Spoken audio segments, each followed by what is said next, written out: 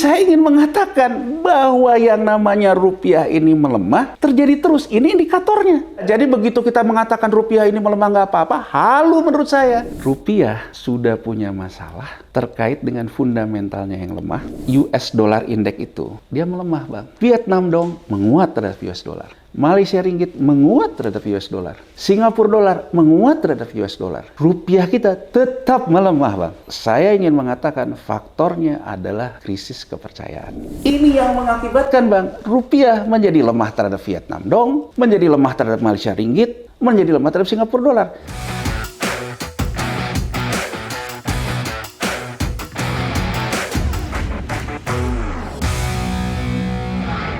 Assalamualaikum warahmatullahi wabarakatuh. Kembali bersama saya di Abraham Samad Speak Up.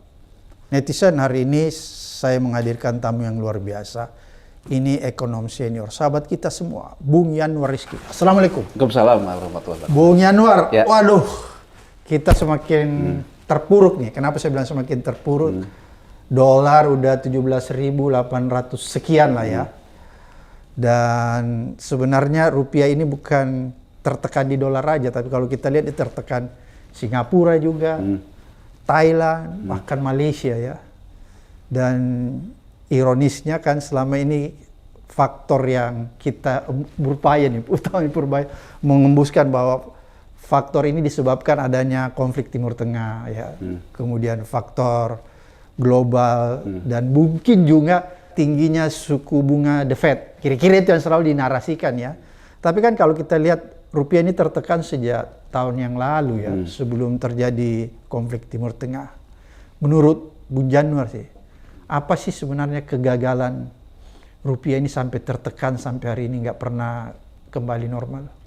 Baik, Bang Abraham. Gini ya, saya mungkin ingin memulai apa fungsi uang. Oke. Ya, uang itu pertama fungsi untuk transaksi, kedua itu untuk berjaga-jaga, ketiga itu spekulasi berlebihan. Spekulasi ya. Jadi kalau uang untuk transaksi, ini yang orang bilang untuk fundamental. Karena ini ada transaksi ekspor-impor, ya terkait dengan rupiah, dengan kurs mata uang ini. Artinya kan kalau kita ekspor, ya maka kita akan dapat yang namanya supply falas. Oke. Kita kirim barang, kita dapat uang dari luar. Uangnya dolar. Uangnya dolar. Okay. Maka sebetulnya kalau ekspor lebih besar dari impor, udah pasti rupiah kita akan kuat. Ya ini dari sudut pandang transaksi. Okay. Jadi saya ingin membawa ke sini, ingin membawa ke yang namanya UUD deh, ujung-ujungnya duit gitu ya. Jadi kita lihat aja neraca pembayaran kita. Oke. Jadi kalau kita lihat neraca pembayaran kita, satu, terkait dengan transaksi, itu ekspor-impor. Ekspor kita, betul yang dikatakan, masih selisihnya itu ada positif. Jadi masih ada net ekspor. Ini kan selalu juga dikatakan oleh Presiden Prabowo, oleh Menteri Keuangan Purbaya, yang selalu mengatakan tentang fundamental. Ya kan? Bahwa fundamental kita aman. Fundamental. Jadi artinya memang ada selisih ekspor terhadap impor. Oke. Ya kan? Itu satu dari transaksi. Tapi kan transaksi itu tidak hanya itu saja, Bang Abraham.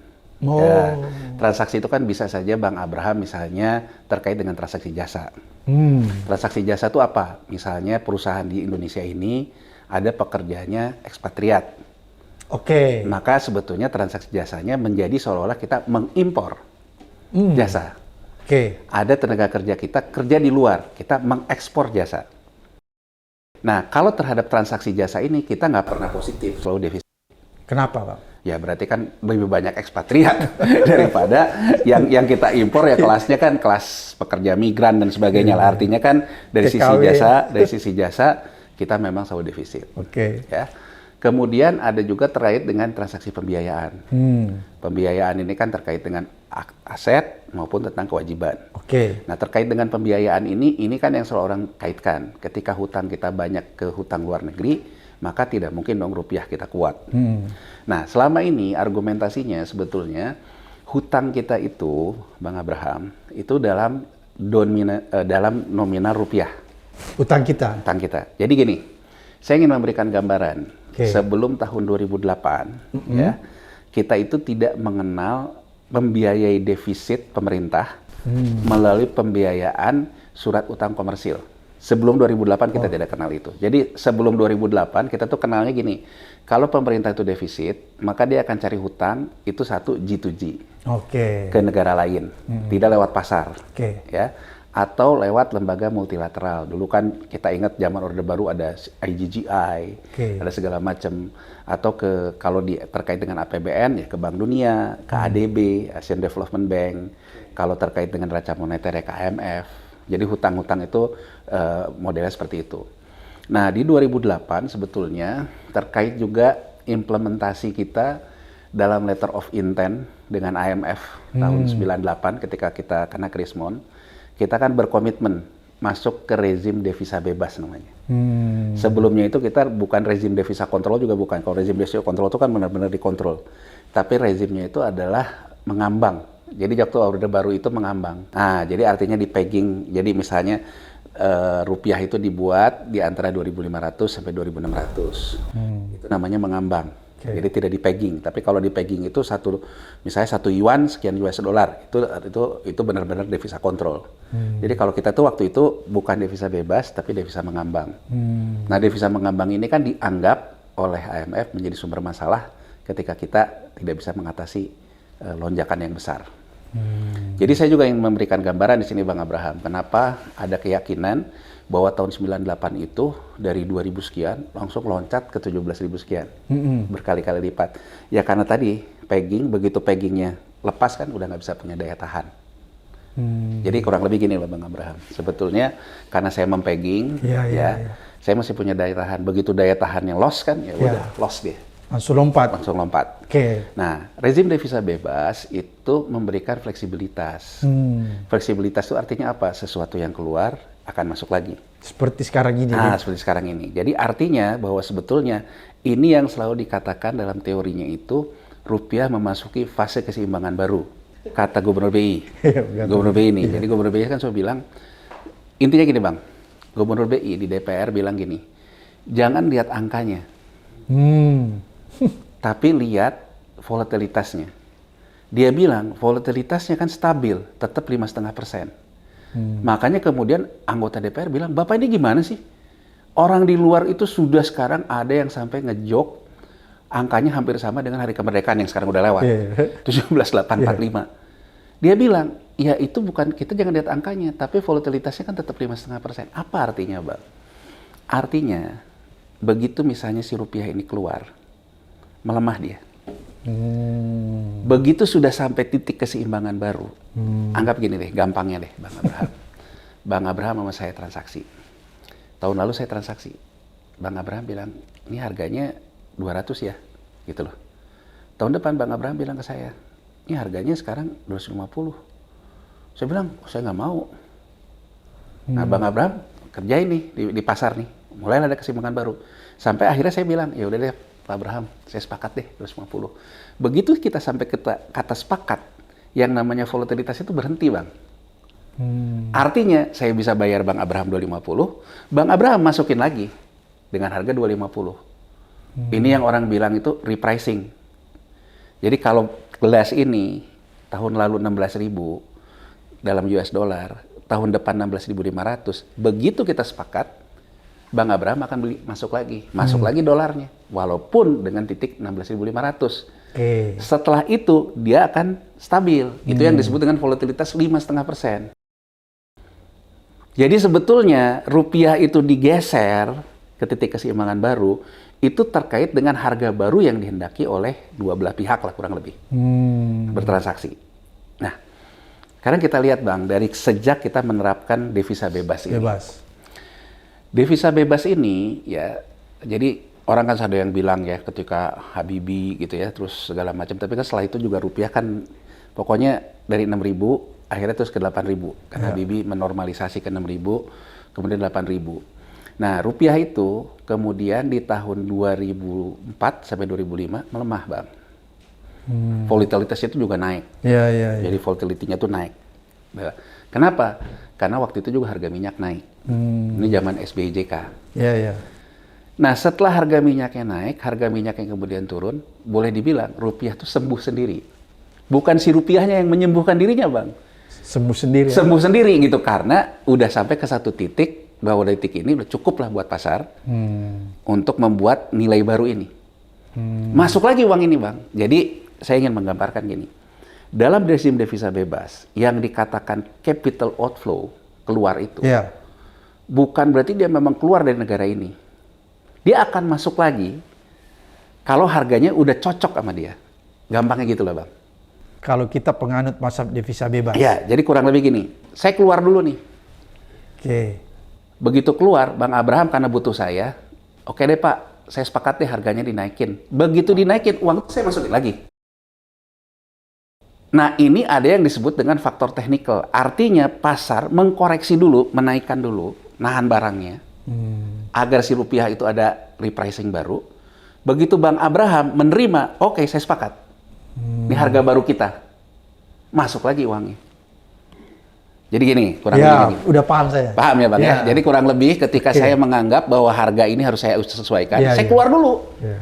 Nanti sudah ada penyesuaian dan disepakati. Begitu udah sampai ke satu titik ini, sepakat, masuk lagi. Tapi di harga baru. Jadi artinya kalau sekarang kita mau mencermati, betul ke keseimbangan baru, tapi melemah terus. Trennya melemah terus. Ya, dan ini faktanya Bang. Kapan ada yang namanya keseimbangan baru ke arah menguat? Cuman 2 kali peristiwa. Ini kita bisa kita lihat di grafiknya. Kapan itu Bang? Di 2005 sampai dengan 2006. Oke. Itu setelah dia melemah, dia menguat.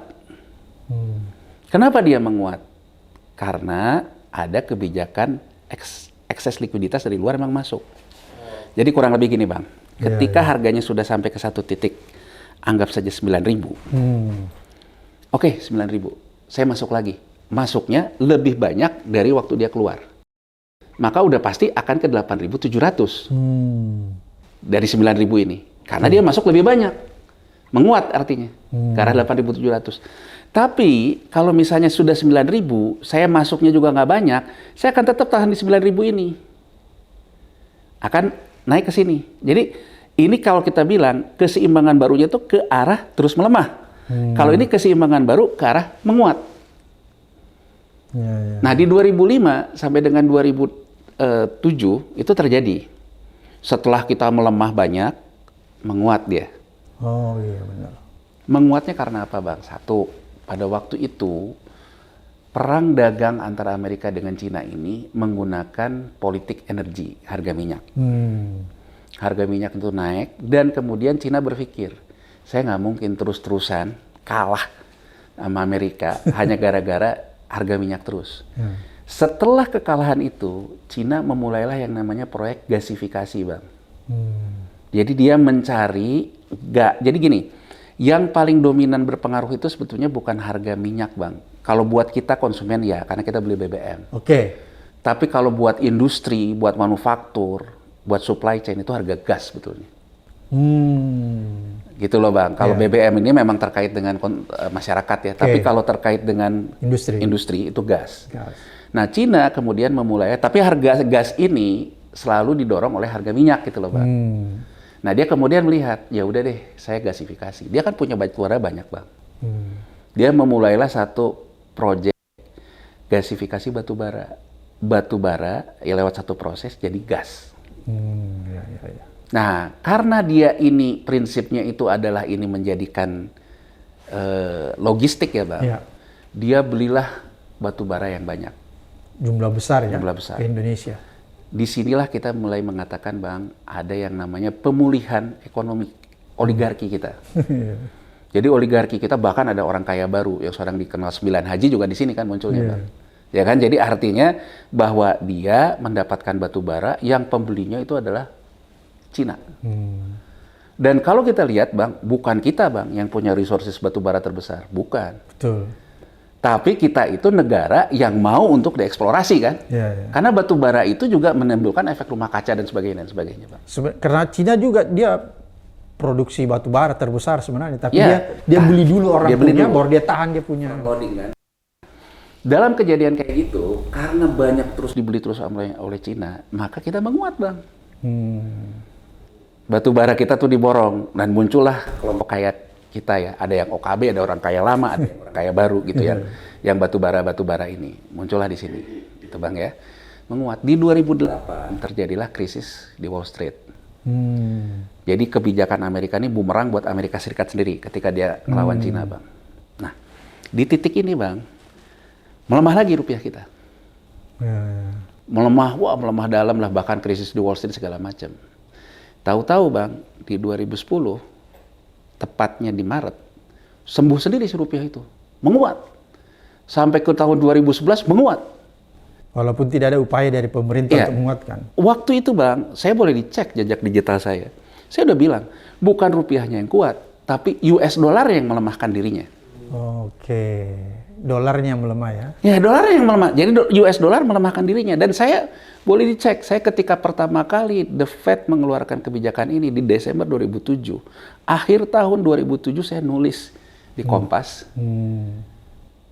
Yang judulnya adalah Bumerang The Fed. Saya mengatakan bahwa kebijakan The Fed ini akan mengakibatkan dia mengekspor inflasi. Masalah inflasinya dibiayai oleh negara berkembang. Jadi saya selalu bilang, hati-hati. Uang yang dialirkan ini suatu saat akan dia tarik balik.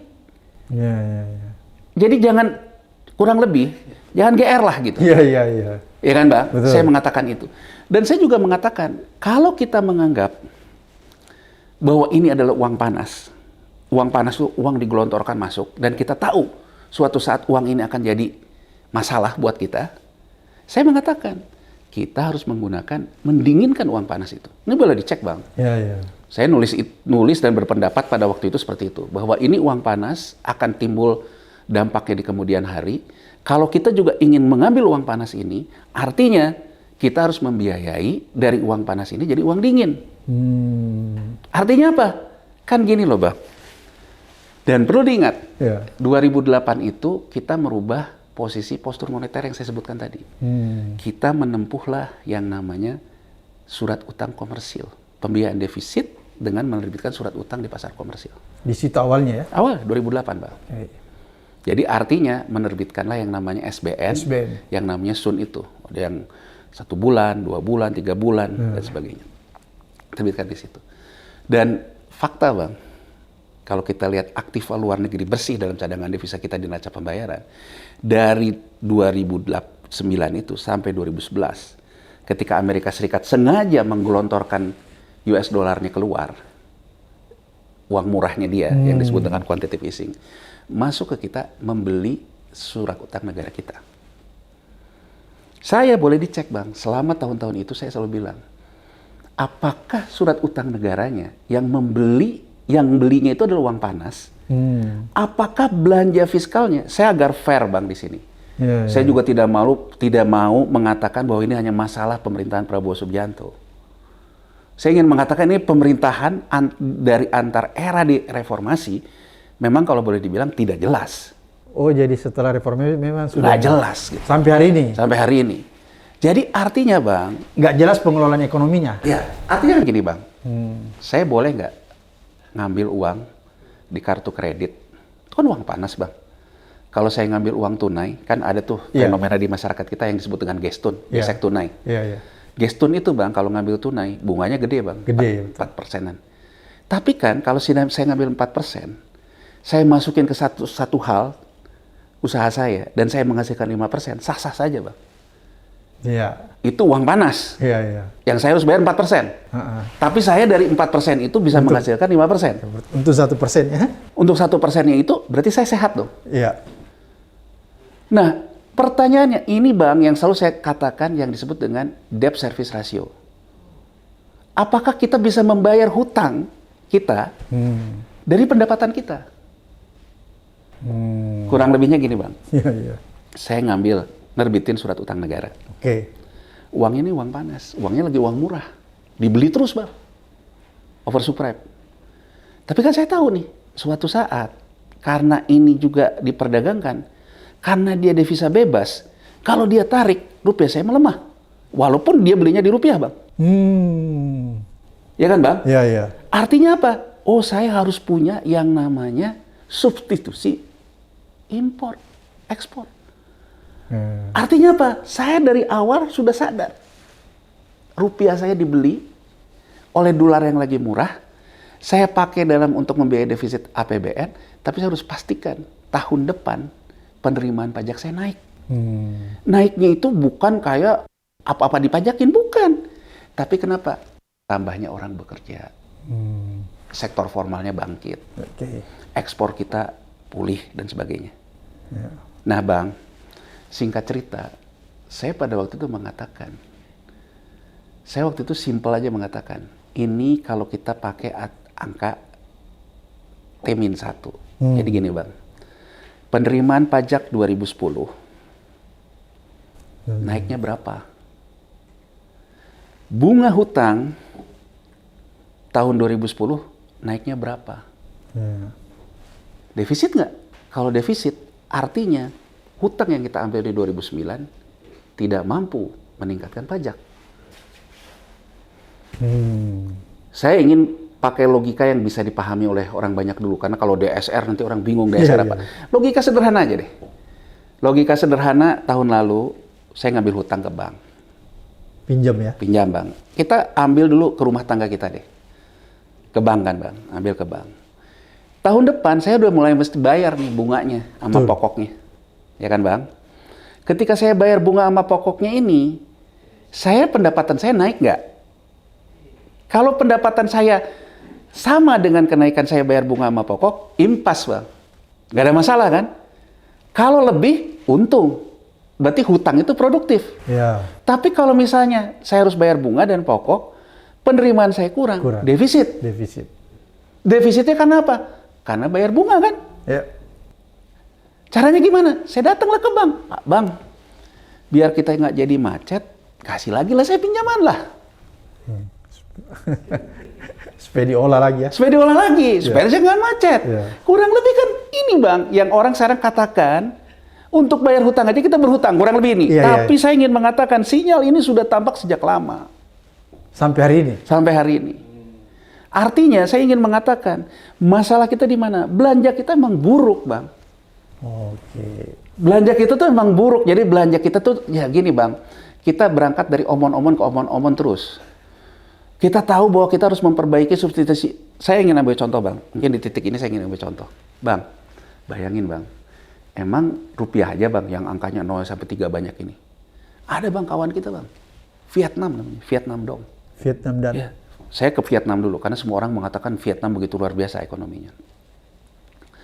Bang, pada waktu itu, pemerintahan SBY juga ingin menempuh yang namanya masyarakat ekonomi ASEAN. Jadi ingin kekuatan regionalnya emang agak beda nih sama Prabowo nih. Kalau SBY dulu memperkuat regional. Kalau Presiden Prabowo ini kan politik luar negerinya saya juga agak bingung nih sebetulnya dia memperkuat apa gitu. Karena di ASEAN sendiri dia tidak terlalu optimum gitu. Padahal teorinya kalau satu kawasan itu ada kemungkinan akan dihit oleh negara maju, dia harus merangkul kawasannya loh Bang. Jadi saya juga ingin mengatakan sebetulnya Presiden Prabowo dengan seluruh rasa hormat, menurut saya diplomasi luar negerinya harusnya dia mengulang Pak Harto dong, memperkuat regional. Karena kalau dia diserang, kalau regionalnya kuat, akan terjadi saling tolong menolong. Tapi lihat perjalanan akhir-akhir ini, saya lihat nggak gitu ya, ngacak nggak karu-karuan gitu loh. Jadi artinya China ke Prancis, ngacak nggak karu-karuan. Jadi tidak ada penguatan regional. Coba lihat deh kayak negara-negara Amerika Latin kan mereka memperkuat regionalnya. Nah, titik itu Bang. Waktu itu SBY dia menyadari kayaknya gitu bahwa ini regionalnya harus diperkuat. Muncullah yang namanya ASEAN Plus 3 di forumnya ADB. Negara ASEAN Plus 3-nya Korea Selatan, Jepang, dan Cina. Itu namanya ASEAN Plus 3. Jadi mencoba menyatukan devisa dan segala macam dan menempuh yang namanya masyarakat ekonomi ASEAN menuju satu mata uang ASEAN lah kayak euro. Nah, pada waktu itu yang jadi problem 2 Bang. Indonesia rupiah sama Vietnam dong, ketinggian angkanya. Jadi kalau Malaysia ringgit tuh mainnya terhadap dolar itu di angka kecil, Singapura dolar di angka kecil, rupiah waktu itu 9.000, Vietnam dong 13.000. Nah, muncullah ide redenominasi. Dipotong nolnya 3, biar rupiah itu jadi 9. Tapi menimbulkan reaksi. Menimbulkan reaksi. Saya cerita dulu zaman SBY nih. Saya waktu itu mencermati, kenapa Vietnam tidak menempuh redenominasi. Saya cermati Bang waktu itu Bang. Vietnam ini sebetulnya, kalau sekarang Bang, ada yang bilang mata uang lemah itu baik gitu. Persoalannya itu bagian dari strategi atau bagian dari alasan sana sini. Kalau Vietnam Bang, saya akui bagian dari strategi. Kenapa saya katakan gitu? Vietnam tidak pernah komplain Bang tentang mata uangnya yang melemah terus. Kalau Indonesia? Wah rame kan, setiap melemah dikit rame, semua orang. Jadi bukan strategi? Bukan strategi. Saya kemudian ngelihat Bang, ternyata Bang, memang kuncinya di situ Bang. Ketika mata uang kita lemah, uang itu masuk karena mata uang kita murah, Vietnam melakukan revitalisasi sektor pertanian. Kita merevitalisasi bansos untuk pemilu lagi. Ini fair aja Bang, ini dilakukan oleh antar pemerintahan nih. Jadi beda tujuannya? Beda. Jadi ketika Vietnam, uang-uang panas ini masuk, dia memang merevitalisasi sektor pertaniannya Bang. Dan dia Bang, begitu dia melemah, gini loh Bang, kalau sekarang kita ngomong, emang kita mau ekspor apa? Ekspor kita kan ekspor sumber daya alam mentah ini kan Bang. Kalau kita ngomong sekarang Vietnam, mau mata uangnya dulu sekarang Vietnam dong tuh sekarang 26.000 terhadap US dollar Bang. Lebih gede dari kita Bang. Ya kan? Nah, terus tapi dia memanfaatkan karena memang banyak barang yang mau dia jual kan. Punya baju, punya mobil listrik. Tapi maksud saya Bang, kita tuh jangan halu. Thailand, Vietnam memulai itu di tahun 2010. Barangnya udah jadi, industrialisasinya sudah jadi. Jadi tinggal dijual. Kita mengatakan bahwa itu memanfaatkan barangnya ente kalau kata orang Jawa Bang. Nggak ada barangnya. Nggak ada barangnya. Itu halu menurut saya. Halu ngomongin kaya tapi nggak kaya Bang. Tapi halu. Beda dengan Vietnam. Beda. Jadi begitu kita mengatakan rupiah ini melemah nggak apa-apa, halu menurut saya. Beda kalau Vietnam ya? Kalau Vietnam kan memang banyak barang dia Bang. Mau jualan apa aja ada dia. Karena dan itu bukan Bandung Bondowoso kan dia lakukan sebelumnya. Investasi Bang itu adalah transaksi hari ini untuk masa depan. Begitu kita bicara hari ini berarti itu investasi masa lalu. Pertanyaannya simpel, uang-uang panas yang kita tarik lewat surat utang negara kita, apakah kita jadikan investasi untuk mempersiapkan hari ini? Kan tidak jawabannya. Jadi saya juga ingin fair seperti terakhir saya bincang sama Bang Abraham. Saya bilang kan harusnya presiden ini mengumpulkan para mantan presiden, mengatakan bahwa masalah hari ini masalah yang diwariskan. Dan cari konsensus kan Bang? Betul. Bagaimana menyelesaikan itu? Terakhir kan saya bilang gitu pas Bang Abraham tanya ke saya. Kurang lebih saya ingin menggambarkan ini. Jadi saya ingin menggambarkan bahwa masalah ini, jadi kalau orang mengatakan Presiden Prabowo mendapatkan warisan, saya setuju. Warisan belanja yang buruk. Tapi saya juga ingin mengkritik Presiden Prabowo. Kalau tahu warisannya buruk, Bang sama aja dengan gini. Saya menerima warisan buruk. Iya. Pertanyaannya, saya sembuhkan dulu atau saya lanjutkan. Saya lanjutkan. Sama aja kayak gini Bang. Saya misalnya sudah teridentifikasi ada penyakit gagal jantung. Tapi kemudian saya merasa segar. Ada orang kemudian ngajak saya, lari yuk, ikut maraton. Saya ikut Bang. Caranya gimana? Wah, minum segala macam obat-obatan, minum segala macam ikut. Artinya, saat saya tahu saya sedang sakit, saya bukannya menyembuhkan sakitnya, malah saya menambah diri saya tambah sakit. Kurang lebih saya ingin mengatakan ini, apa yang terjadi sama Presiden Prabowo. Dia tahu bahwa belanja ini buruk. Belanja lewat hutang ini dipakai untuk alat-alat elektoral, untuk bansos, untuk segala macam. Bukan yang memperbaiki, dia pun menikmati permainan-permainan yang sudah terjadi dari rezim-rezim sebelumnya. Dan dia melanjutkan? Dan dia melanjutkan. Di saat badannya tambah sakit, Bang. Jadi gini loh, Bang. Ketika Susilo Bambang Yudhoyono, Presiden SBY, menyerahkan kepada Jokowi, mungkin tingkat degree sakit kita tuh masih segini, Bang. Begitu Jokowi itu masih melanjutkan, degree-nya segini. Begitu Prabowo, di sini, Anda paksakan. Tambah lebar ya? Tambah lebar. Nah, ini Bang yang terjadi hari ini. Dan saya ingin memberikan gambaran, kurs itu adalah mencerminkan indikator suhu tubuh. Siapa yang bisa membantah, Bang? Sejak yang namanya uang murah itu diakhiri oleh kebijakan The Fed di tahun 2011, normalisasi dilakukan. Dari 2011, Bang, sampai hari ini, rupiah itu dari tahun ke tahun selalu ke keseimbangan baru tapi melemah. Pelan tapi pasti. 9.000. Tahun depannya 10.000. Tahun depannya 11.000. Hentakan 2012 13.000. Hentakan 2014 14.000. Hentakan 2015 15.000. Iya. Jadi meyakinkan ya. Jadi saya ingin mengatakan bahwa yang namanya rupiah ini melemah terjadi terus. Ini indikatornya. Tapi kenapa tidak seheboh sekarang? Karena pada waktu itu, Bang, ketika keseimbangan barunya masuk lagi, sehat lagi gitu. Nah, problemnya, Bang, problemnya itu terjadi, dan saya juga pernah mengatakan di tempat Bang Abraham ini. Ini loh, Bang. Orang, kalau misalnya nih, Bang Abraham orang kaya nih. Oke. Ya terlepas kita ngomong oligarki gini-gini. Bang Abraham misalnya dapat keuntungan falas. Oke.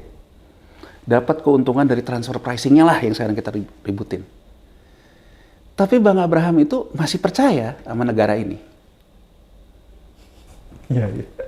Bang Abraham kemudian mulailah ekspansi. Yang tadinya bisnisnya cuma apa, ekspansi kemana. Kelas di bawah Bang Abraham nggak kehilangan pekerjaan kan. Karena kan kelas di bawahnya mendapatkan transaksi dari kelas di atasnya. Oke. Nah, Bang, saya ingin memberikan satu gambaran. Coba kita lihat, kita potret neraca pembayaran kita, khususnya terkait dengan transaksi antara modal penduduk dan modal asing. Oke. Bang, sejak 2016 trennya itu modal penduduk tuh udah keluar. Keluar ya? Keluar, dia keluar. Ini kalau sekarang kita mau bilang tentang yang diperkarakan devisa hasil ekspor uangnya nggak kembali. Ini sudah terjadi, Bang, sejak rezim devisa bebas. Tapi di 2016 itu konsisten. Iya. Tapi, Bang, dari 2016 sampai dengan tahun 2023 itu modal asingnya itu masih masuk. Jadi kurang lebih saya ingin menggambarkan. Saya mungkin ekspor nih. Penduduk saya di sini, oligarki lah nggak aja. Ya, Bang ya. Tet keluar, nggak balik lagi nih uang. Artinya modal penduduk di luar kan? Nyangkut di luar dia. Nyangkut di luar, nggak balik. Dan saya ingin menegaskan di sini, Bang, terhadap penertiban devisa hasil ekspor tidak ada yang saya bantah, saya pun mendukung. Tapi kalau cuma drama, saya nggak mendukung. Dan saya menganggap tuh sekarang tuh drama. Gitu loh, Bang, drama karena pencitraan. Pencitraan. Karena menurut saya how to-nya nggak jelas gitu loh, Bang. Hanya ada di pidato. Tapi implementasi nggak ada. Ya, mohon maaf nih, Bang. Menurut saya, Bang, how to itu dicerminkan oleh apa? Kabinet yang teknokratis. Seorang Soeharto, Bang, seorang militer, dia menerima warisan inflasi yang begitu besar. Kita nggak bisa, terlepas kita bisa berdebat perbedaan mazhab ya. Tapi kita tidak bisa bantah, Wijoyo adalah teknokrat. Wijoyo Nitisastro. Iya, terlepas orang banyak bilang mafia Berkeley dan sebagainya. Tapi tidak bisa kita bantah loh. Bahwa dia teknokratis dengan mazhabnya memperbaiki situasi. Pada saat itu. Jadi artinya orang yang memang konsisten di mazhabnya tanpa konflik kepentingan. Kalau perbedaan pikiran kan biasa, Bang. Misalnya saya alirannya bukan aliran Wijoyo. Saya berbeda pikiran sama Pak Wijoyo biasa. Tapi kan kalau Pak Wijoyo juga serius, fakta, Bang, Orde Baru juga pernah mengalami perbaikan kan? Iya. Pertanyaan saya, Presiden Prabowo dengan seluruh rasa hormat saya, menurut saya, sinyal-sinyal teknokratis itu kan makin hilang, Bang. Tidak tercermin di kabinetnya? Tidak tercermin. Menteri Keuangannya Purbaya nggak? Coba, Bang, kalau ngomong asal jeplak aja gitu loh. Kan kalau teknokratis nggak gitu, Bang. Teknokratis itu kan kebanyakan lebih banyak diem, Bang. Ya. Kalau ini kan apa aja dikomentarin gitu loh, Bang. Itu kan menurut saya itu tanda-tanda bahwa sebetulnya ini mah cuma ada di omongan, tidak ada di teknokratis. Nah, Bang, Sekarang kita lihat Bang, dari 2016 itu, modal penduduk itu cenderung keluar. Tapi modal asingnya tumbuh Bang. Jadi artinya, kalau kita selisihkan antara modal asing yang masuk dengan modal penduduk yang keluar, itu masih positif Bang. Jadi neraca pembayaran dari sudut pandang finansialnya positif. Iya, masih ada keseimbangan ya. Jadi artinya meskipun rupiahnya melemah karena yang ini, tapi ada juga yang masuk. Jadi kecenderungan Bang, new normal tadi. Begitu dia sudah melemah, tapi setelah itu ada di titik itu. Gampangnya gini Bang, saya membuat ini jadi 2.500. $1. Jelas. Bang Abraham bilang, ya saya bisa deh, masih sanggup beli deh. Kurang lebih, uang yang tadi dimasukin di luar itu, kasih lagi ke Bang Abraham untuk beli ini kan.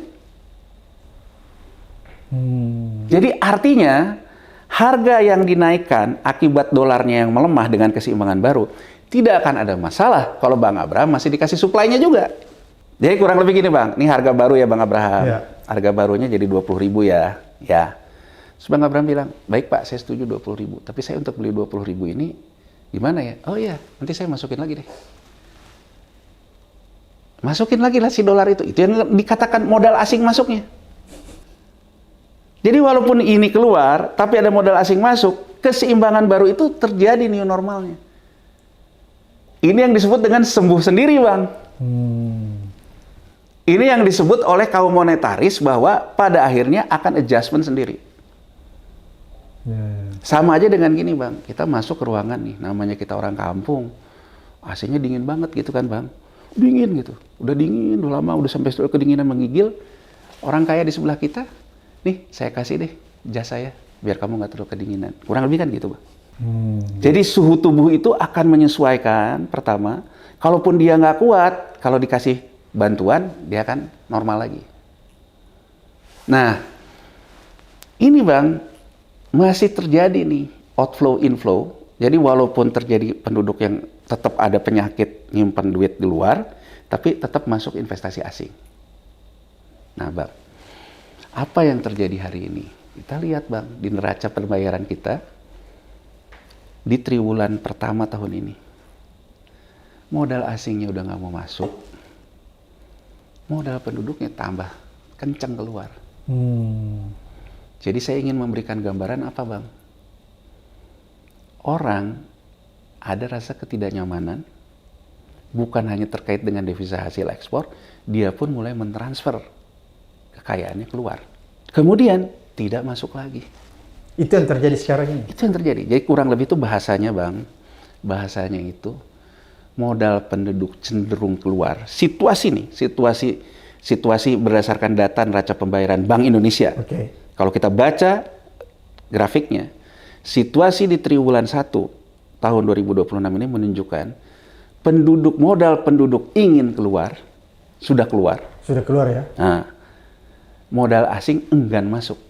Kenapa dia enggan masuk? Tidak ada kepastian hukum. Nah, di situ kan yang menarik bisa kita bahas. Artinya persoalan rupiah hari ini bukan lagi persoalan fundamental. Bukan lagi kita membaca antara fundamental transaksi tadi, fungsi uang transaksi, ekspor impor. Ada faktor persepsi di sini.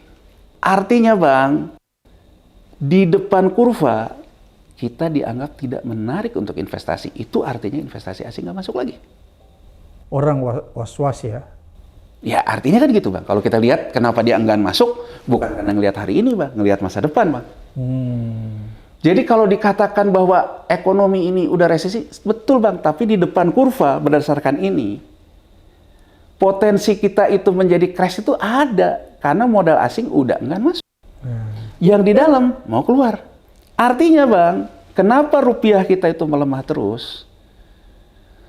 Sudahlah net dari transaksinya itu tipis, yang faktor persepsinya dominan. Nah, dalam kondisi kayak gini Bang, ada yang disebut dengan faktor technical atau faktor persepsi yang menggerakkan persepsi pada technical. Itu gimana Bang, technical dan persepsi? Kita di ruangan ini nih, ada saya, ada Bang Abraham, ada Bang Sam. Saya dengan Bang Abraham pemainnya. Anggap aja saya ini hedge fund, Hedge fund ini kan spekulan, Bang. Yeah. Jadi kalau ada orang ngomong Soros-Soros, mari kita bahas dengan cermat. Karena kalau kita mau ngomongin Soros itu hedge fund. Ada orang yang setiap hari keluar dari pintu masuk depan istana. Namanya Bridgewater, namanya Ray Dalio. Ray Dalio itu juga hedge fund. Hedge fund. Yang namanya hedge fund, dia itu kan dana ketidakpastian. Semakin tidak pasti, dia semakin seneng. Itu dulu, jangan dulu kita ngomong dikit-dikit, oh ini antek Soros. Itu dulu deh. Artinya sebetulnya, kalau sekarang ada spekulasi berlebihan,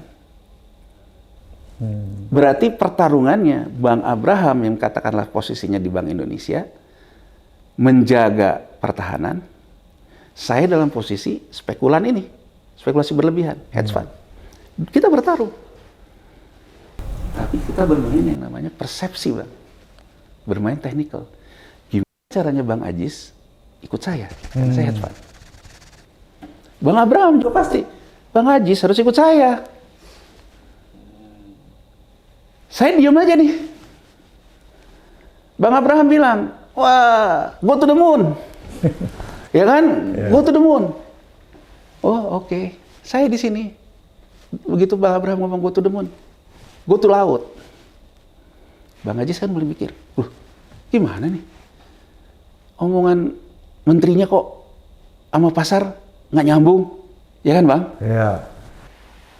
Mulailah Bang Ajis kan, kalau gini ceritanya, daripada saya terlambat, saya lebih ikut ini nih. Yang tadi Bang, kalau kita ngomongin yang gede-gede, udah transaksi keluar segala macam dari 2016. Ini orang di dalam Bang, dia ngelihat, kok yang ada tambah lemah ya. Kemudian, pemerintah juga ingin memberikan gambaran, ekonomi baik-baik saja, inflasi baik-baik saja. Bahkan Pak Purbay bilang nanti kembali lagi. Iya, BI rate-nya nggak naik. Kemudian, saya, Bang Ajis yang di seberang sana bilang, saya ini gaji nggak naik, karena inflasinya cuma 2,4, artinya gaji juga berdasarkan inflasi cuma naik 2,4. Tapi saya beli susu anak aja naik 10%.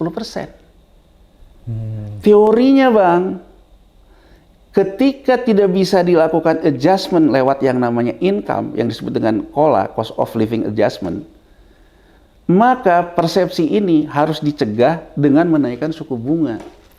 Itu satu-satunya jalan. Teorinya. Jadi artinya Bang Ajis begitu di luar mengalami inflasi sementara gajinya tidak naik, Bang Ajis akan dikompensasi oleh kenaikan bunganya. Itulah fungsi BI rate untuk menangani inflasi, Bang. Jadi inflasi di depan kurva, bukan inflasi saat ini. Mencegah inflasi di depan kurva, naikinlah BI rate. Jadi kurang lebih gini, Bang Abraham dalam posisi BI, saya dalam posisi hedge fund. Agar Januar, agar yang namanya Ajis ini nggak ikut Januar, dia harus ikut saya duluan. Bang Abraham melangkah duluan di depan kurva. Naikin bunga, akhirnya Bang Ajis, ya Pak Abraham, saya simpen deh di rupiah. Karena Pak Abraham naikin bunganya. Begitu saya coba kerjain di sini, kan uangnya udah di Bang Abraham. Ini teori bandarnomics nih Bang, ekonomi bandar nih. Jadi artinya bahwa Bang Abraham yang bertindak sebagai bandarnya negara dalam ini Bank Indonesia, sudah duluan membawa semua masyarakat ini untuk ikut bandar, ikut Bang Abraham. Dan itu artinya Bang Abraham melangkah di depan kurva sebelum keduluan saya. Tapi ini kritik banyak orang. BI-nya menjadi tidak independen karena menjaga citra pemerintah segala macam ini Bang. Ujungnya Bang Abraham diam aja nggak ngelakukan apa-apa. Saya yang terus mengambil inisiatif langkah. Akhirnya orang yang tadinya Bang di sini ini ikut saya. Ini yang terjadi sejak Januari Bang. Sampai sekarang. Banyak orang di dalam mengkonversi tabungan rupiahnya ke falas. Ini yang disebut oleh BI transaksi penukaran falas tanpa underlying. Jadi kalau saya cerita tadi Bang, begitu penduduk keluar, itu ada underlyingnya Bang. Entah itu dia ngekspor, entah itu dia beli kripto, gitu loh Bang. Tadi bilang itu ada underlyingnya. Tapi kalau yang di sini itu nggak ada underlying. Jadi semata-mata gini, Bang Abraham di Januari, waduh, bunga rupiahnya segini terus. Sementara saya udah ngerasain kenaikan harga sehari-hari nih. Bang Abraham lihat, itu kalau di dolar sebulan aja udah 3% ya. Bang Abraham kemudian terus ngeliat gitu, omongan menterinya nggak nyambung, omongan presiden nggak nyambung. Bang Abraham lebih percaya Bang Ajis percaya ke saya, tukerin di bank nih. Sebelum Maret itu boleh 100.000 US dollar bang. 25 sekarang. Di Maret tekanan rupiah itu sekarang tuh datangnya bang, bukan hanya dari yang transaksi ekspor impor, tapi juga kekalahan kita dalam membangun persepsi. Orang, kalau tadi bang, kita ngomongin yang oligarki gede-gede mah boleh dibilang market participant lah, market player. Sekarang orang biasa saja kelas tengah udah ikutan. Telat kan? Mau disebut panik nggak panik, mau nggak panik ya panik. Melemahlah terus bang. Dikuranginlah ke 50.000, tetap melemah. Nah, sampai titik ini bang. Saya ingin memberikan gambaran, artinya rupiah sudah punya masalah terkait dengan fundamentalnya yang lemah karena kita membiayai defisit melalui uang panas, tapi kita tidak bisa mentransmisikannya menjadi pembenahan struktural ekonomi. Akui saja dulu itu. Itu yang terjadi ya? Deindustrialisasi yang terjadi, segala macam yang terjadi. Jadi kita ini menerima estafet di antara pemerintahan yang sebetulnya investasinya bodong. Gitu loh bang, kita harus terang aja. Ini saya mendorong ini juga biar ada yang namanya antar elit itu juga jangan ngerasa paling hebat juga. Semua tuh punya kesalahannya. Gitu kan bang? Setiap rejim punya andil ya? Punya andil terhadap ini. Nah sekarang bang, dalam persoalan kayak gini, di tengah kayak gini, menurut saya Presiden Prabowo dan juga kabinetnya overconfidence yang nggak ketulungan arahnya. Jadi ngomong rupiah segini, nggak ini. Kalah terus bang oleh pasar. Nah bang, sekarang apa yang terjadi bang? Kalau cuman perkaranya itu volatility yang meningkat akibat geopolitik, ya bang ya. Kan saya tadi bilang bang, kalau ada uang masuk, pasti ada akan uang keluar. Ada keyakinan bahwa nanti secara siklus uang itu akan balik lagi. Secara teori? Secara teori. Karena teori teknikal tadi. Yeah. Nah bang, yang terjadi di minggu lalu, US dollar index itu, dia melemah bang. Vietnam dong menguat terhadap US dollar. Malaysia ringgit menguat terhadap US dollar. Singapura dolar menguat terhadap US dollar. Rupiah kita tetap melemah, bang. Faktornya apa, bang? Saya ingin mengatakan faktornya adalah krisis kepercayaan. Karena orang di domestiknya sudah tidak percaya pada rupiah.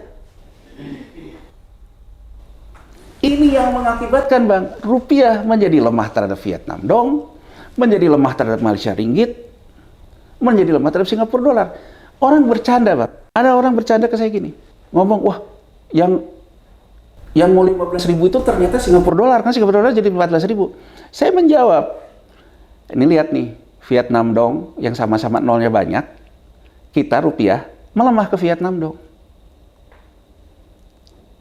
Kawan saya yang itu ngomong gini, oh mungkin nanti kalau menterinya ngejawab, ada orang haji pakai Vietnam dong. Karena kan ini menunjukkan, bang, di masyarakat kita kebanyakan asal nyablak dari pemimpin-pemimpin kita nih. Tapi bang, di titik ini artinya sebetulnya, kenapa rupiah melemah terus? Bukan karena US dolarnya menguat atau melemah di posisi hari ini. Tapi ketidakpercayaan orang di dalam terhadap rupiah.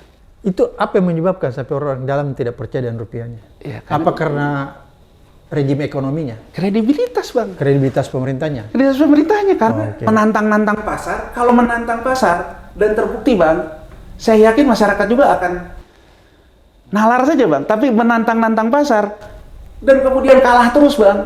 Orang ujungnya seperti saya cerita tadi. Nggak percaya lagi ya? Mau ikut bandar yang mana nih? Kan orang kan rasional aja, bang. Nah, jadi menurut saya ini akan terus jadi blunder. Nah, persoalannya, bang, sekarang simpel aja. Jadi dia bisa sampai ke 20.000, bang Janur ya? Nah, kalau cuma sekedar ngomong kayak gitu, bang, Nih Bang, dari tahun 2011 aja, itu dari 9.000 Bang. Sudah 17.000. Sekarang udah mau 18.000. Jadi kalau sekarang ngomongin 20.000 aja mah, Itu ya pasti. akan tercapai Bang. Cuman persoalannya ketika dia mengadjust itu, apakah kita masih tahan Bang? Kita dari 9.000 sampai dengan 16.000 masih tahan loh Bang. Masih nggak ada apa-apa loh. Tapi begitu mulai masuk ke 18.000 ini, kita mulai gelisah kan? Mulai goyang kita. Mulai goyang, bahkan ketidakpercayaan pun mulai muncul kan Bang? Jadi kan sama aja dengan gini loh Bang. Sakit segini, tumbuh masih segini. Tapi begitu di level ini, mungkin kita udah nggak kuat. Oke. Nah, indikatornya yang paling sederhana, kalau saya tuh ingin membahas sesuatu yang simpel-simpel aja di masyarakat bawah lah Bang. Apa tuh? Karena kalau kita ngomongin oligarki mah dia udah tahu kok mengatasi ini harus seperti apa. Bang, masyarakat bawah kita Bang, lihat Bang. Angka dari OJK, saya di beberapa podcast yang lain bilang pinjol itu 103 Bang. Oke. Tapi kalau kita tambahin dengan pay letter, ya Bang ya, angkanya itu 130 triliun Bang. Kredit macetnya atau NPL yang nggak bisa dibayar dari sini tuh hampir 5% Bang. 2023 ketika masalah pinjol ini baru muncul Bang, nilai transaksi pinjol itu baru sekitar 30-an Bang. Artinya sudah 4 kali lipat nilai transaksinya. NPL-nya Bang, ya, NPL-nya itu dulu masih di 2,5, 2,4. Sekarang 5, udah 2 kali lipat. Jadi Sudah alarm ya? transaksinya naik 4 kali lipat, nggak bisa bayarnya naik 2 kali lipat. Oke. Artinya Bang, masyarakat kita membiayai yang di bawah ini, membiayai kenaikan harga akibat dolar yang seperti ini, sudah bukan lagi dari yang namanya uang masuk tadi, dari utang. Ini yang di bawah.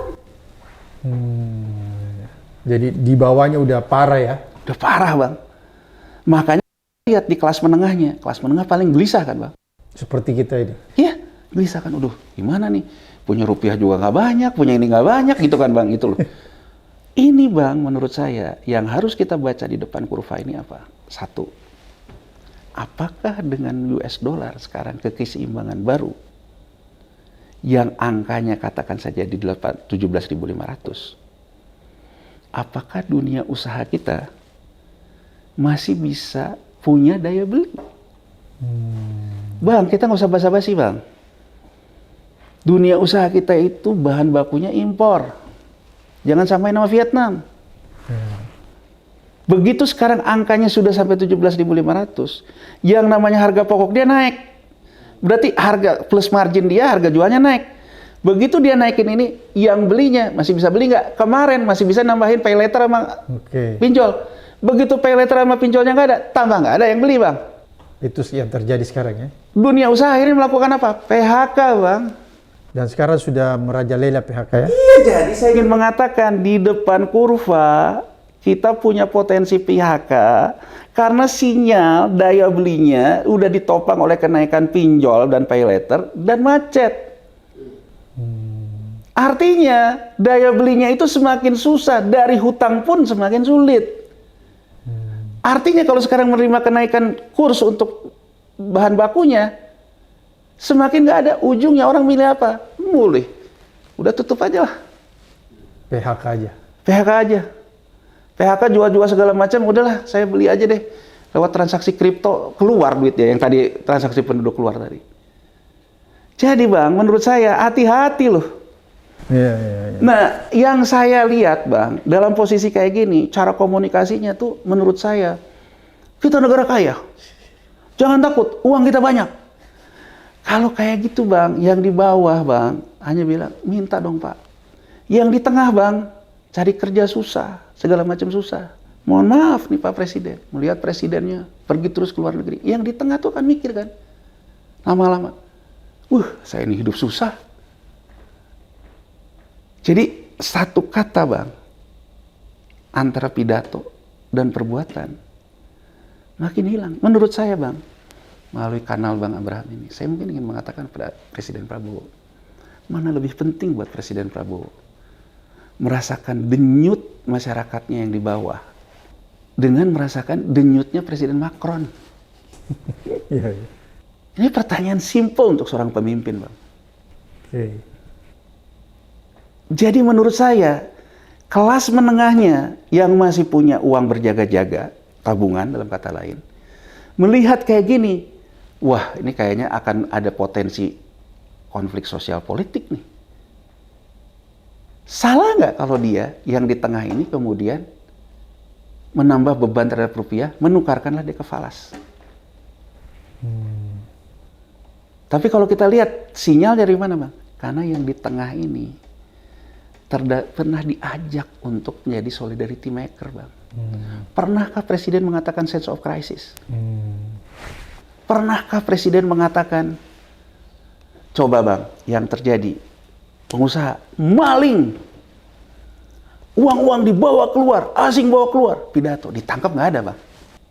Terus, kenapa nggak, misalnya gini Bang, katakanlah saya mengatakan itu, saya panggil aja. Nggak usah ribut-ribut di luar. Saya bilang, saya tahu loh kelemahan kamu loh. Ini namanya soft power kan Bang? Ya kan? Ayo sekarang kita atasi sama-sama. Ini Bang, ditekan-tekan terus Bang. Yang ada ditekan-tekan, duitnya keluar kan Bang? Itu faktanya Bang. Nah, terus kan kalau misalnya dia bilang Bang, di buruh dia bilang, kalau majikanmu tidak mau naikin gajimu, PHK, keluar saja, nanti negara ambil. Wah, miss the point Bang menurut saya Bang. Akhirnya muncul Bang, yang namanya itu bahwa kita itu seolah-olah mau menjadi negara state kapitalis. Tapi infrastruktur dan prasyarat menuju situnya nggak tercapai. Akhirnya Bang, yang terjadi Bang, orang akan melihat hedge fund. Hedge fund nih, mau Soros kayak, mau Paul Singer dari Elliott Management kayak, mau Ray Dalio kayak, dia akan melihat di depan kurva Indonesia punya potensi. Penyakitnya masuk ICU. Sebagai orang yang investmentnya itu adalah hedge fund, ketidakpastian, kalau dia mau masuk ICU, berarti saya investasi ICU dong. Mau nyalahin saya sebagai anteknya Soros, silakan aja, tapi kita sekarang bicara fairnya aja. Bahwa mau ada antek, nggak ada antek, yang namanya hedge fund, pasti ngelihat postur ini Bang. Wah, ini ketidakpercayaan domestiknya udah ada nih, yang ada saling gigit nih. Berarti di depan saya investasi ICU dong. Nah, kalau udah kayak gitu Bang, yang salah siapa? Menurut saya yang salah nggak bisa enggak. Pemimpin yang tidak bisa mempersatukan bangsanya. Tapi balik lagi Bang, saya tidak mau mengatakan saya 20.000, 25.000. Saya tetap ingin mengatakan itu secara alamiah aja pasti akan tercapai. Tapi poin saya gini Bang, kita bisa ini juga terjadi sembuh sendiri loh. Jadi katakan saja keseimbangan barunya besok sesuai dengan asumsi Presiden ya. 16.800, 17.500. Itu aja udah keseimbangan baru rupiah loh Bang. Selisihnya 1.000 loh sama APBN 2026. Katakan itu tercapai Bang. Dan kemudian sembuh sendiri, duit itu masuk lagi. Mungkin tidak terjadi krisis. Tapi penyakit kita sebetulnya tidak pernah sembuh. Tunggu masih waktu. Tetap ada di dalam. Nah, setiap saat bisa. Kemungkinan kedua Bang, yang saya bilang tadi Bang. Unsur ketidakpastiannya meningkat, ketidakpercayaannya meningkat. Ini yang namanya spekulasi berlebihannya neken untuk posisi sampai dasar. Dua kemungkinan itu. Jadi kalau menurut saya, kalau situasinya alamiah, 20.000, 25.000 akan tercapai, tapi mungkin pelan-pelan. Tapi kalau sifatnya di-shoot, maka menurut saya itu akan langsung loncat. Dan disitulah, ya terlepas itu berdampak kepada sosial politik, terutama politik ya itu tinggal kita lihat nanti kan. Itu Terima Bang. kasih Bang Yanuar. Luar biasa apa yang disampaikan. Mudah-mudahan menuntun kita ya. Sampai ketemu di episode berikutnya di Abraham Samad Speak.